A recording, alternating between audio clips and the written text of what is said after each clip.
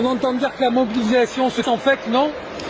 C'est les médias qui disent que la mobilisation se tasse. Nous, on est là depuis 14 semaines dans la rue, on est déterminés. Ce blocage d'aujourd'hui, même si on sait que la répression est de plus en plus forte, on montre qu'on est toujours présent. On a beau nous coller toutes les étiquettes, antisémites, extrême droite, extrême gauche. Nous, on est juste des personnes très déterminées et tout ce qu'on fait, c'est du bénévolat. Moi, j'ai 2 enfants à la maison, je bosse à temps plein et j'arrive à trouver du temps en pleine nuit pour venir faire des blocages et pour montrer qu'on est encore là.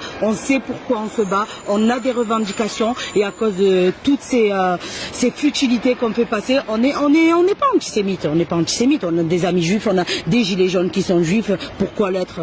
Rien à voir avec le mouvement, mais avec tout ce qu'on dit sur notre dos toute la journée, ça fait passer au second plan les vraies revendications. On est là pour se battre contre un système qui fait passer le profit avant l'humain et là on dit non, on dit stop. Toutes les revendications sont sincères, on est là pour plus de justice sociale, plus de justice fiscale, plus de justice tout court. Quand on voit un François Fillon qui détourne 900 000 € d'argent public et qui se balade, qui se pavane carrément, un Cahuzac pareil, qui n'a pas de peine de prison, et à côté de ça, on voit un SDF qui vole 2 paquets de pâtes et qui prend 3 mois de prison ferme parce qu'il a faim.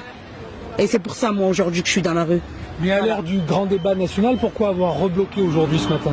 Le débat national, ils le font entre eux, les gens sont sélectionnés, personne ne nous écoute. De toute façon, on n'a même pas besoin de faire un débat national. Nos revendications, elles sont écrites noir sur blanc. Le gouvernement les connaît. Alors pourquoi faire un débat sur des revendications qui sont déjà écrites? Ils ne nous écoutent même pas. On demande de lutter contre la fraude fiscale.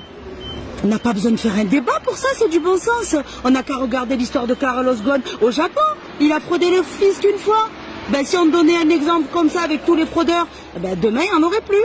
Voilà, c'est ça qu'on demande. On demande la taxe à 0% pour les produits de première nécessité. On nous dit oui, mais ça va coûter cher. Mais à côté de ça, on propose de taxer les produits de luxe. Quelqu'un qui va se payer une paire de chaussures à 1 000 €, qui la paye 1 000 € ou 1 200 €, ça ne change pas grand-chose à sa vie. Nous, on galère un peu tous les jours. Voilà, c'est tout ce qu'on demande. Et moi, j'en ai marre parce qu'on dit, le problème, c'est des riches. Si on leur met trop de taxes, eh ben, ils vont s'échapper. Non, mais il faut arrêter les délires. Faut arrêter les délires. On aime la France ou on l'aime pas. On dit aux pauvres, si vous aimez pas la France, vous partez. Eh ben, on dit pareil aux riches. On dit pareil aux riches, si vous aimez pas la France, vous partez. Parce que je suis désolée, personne n'a besoin d'avoir 70 milliards d'euros sur son compte. On n'est pas jaloux des riches. On veut pas être calife à la place du calife. C'est pas ça le problème. Il n'est pas là le problème. On veut juste une meilleure redistribution des richesses. Quand je vois des chiffres officiels qui disent que 82% des richesses produites en France, elles ont été redistribuées aux 10% les plus riches, eh ben moi j'ai envie de vomir quand je vois ça. Ça veut dire quoi? Ça veut dire quoi? Que 90% de la population s'est partagé 18% des richesses? C'est normal en 2019? On a un gouvernement qui est à la botte des multinationales, les plus gros pollueurs du monde. On leur défile le tapis rouge toute la journée et nous on vient nous taxer sur la taxe carbone. Moi je suis écolo, ça fait 12 ans que je fais le tri. Ça fait plus de 2 ans que j'ai pas mis les pieds dans une grande surface. Bien sûr je suis pour l'écologie. Si demain on me fait une taxe carbone et qu'on me dit à côté de ça les transports en commun sont gratuits, mais je suis la première à la payer fièrement cette taxe carbone. Mais cette taxe carbone elle allait servir à quoi? Qu'on soit honnête et qu'on nous dise à quoi elle allait servir cette taxe carbone. Parce qu'ils le savent très bien. Donc c'est bien beau de faire un débat national, mais tout ce qu'on réclame, ils le savent très bien. Ils sont au courant de toutes nos réclamations et toutes nos revendications. Alors ce débat national, c'est juste pour noyer le poisson.